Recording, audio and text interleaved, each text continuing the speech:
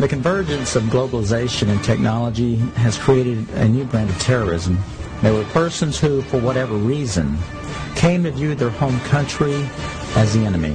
The kind of right-wing, religious-based domestic terrorism. Disturbing news tonight about homegrown terror. Part of this is big change in the White House, a new cultural experience, and some of the crazies are coming out of their closet. Right now, it looks like there is no connection between the men arrested and any known terrorist cell. Homegrown. Homegrown, I should say.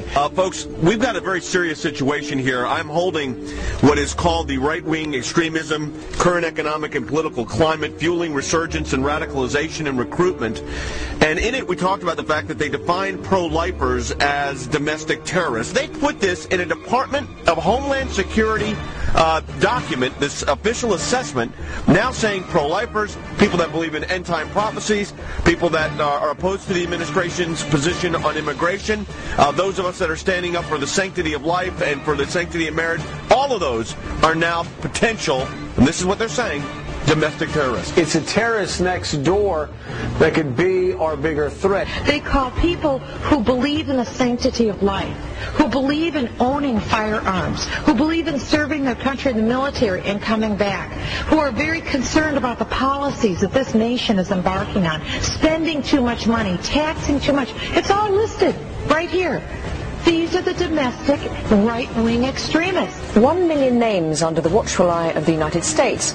America's so-called terrorist watch list has hit the record number, according to one of the country's most prominent civil liberties groups. That's a lot of people to keep track of. They're adding new people all the time. It's a secret list that you don't know really quite how one gets on, and you don't know how you get off.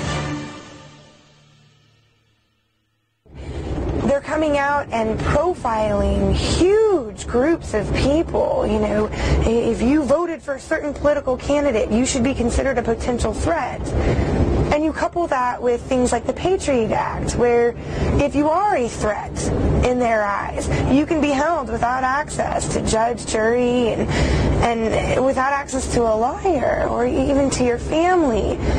That's very concerning, because we've watched our country go through and do this to brown people, you know, overseas. They're rounding up enemy combatants, and they're putting them in camps, and they are torturing them. That is a fact. We know that. In Missouri, a new document meant to help Missouri law enforcement agencies identify militia members or domestic terrorists has drawn criticism.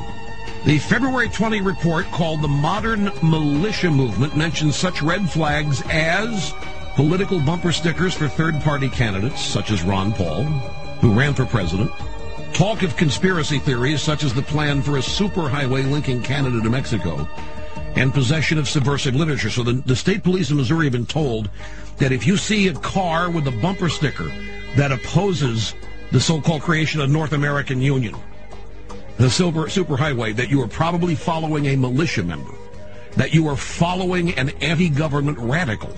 If you see a car with a bumper sticker that says Ron Paul for president, you might be dealing with a violent radical. Exercise extreme caution.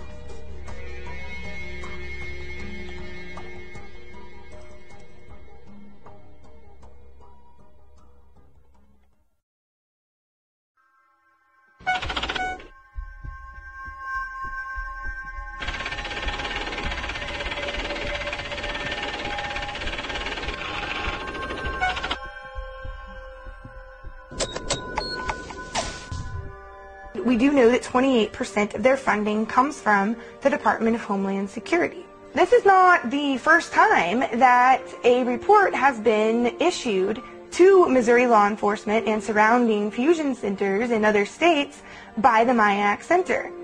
Previously, there have been several reports, such as the MIAC report in the state of Missouri, but this is the first time that a report such as this actually named individuals. Once you label someone in a derogatory manner, an extremist, a potential militia member, terrorist, whatever term is used, for some people the moniker will remain. Before you can persecute people, before you can incarcerate large numbers of people, you have to marginalize them. You have to create the image that these people are dangerous to society, or they're extremists or radicals. Call them what you will. but marginalize them from the mainstream of society so that at that point the rest of society will accept the persecution that might result upon this group.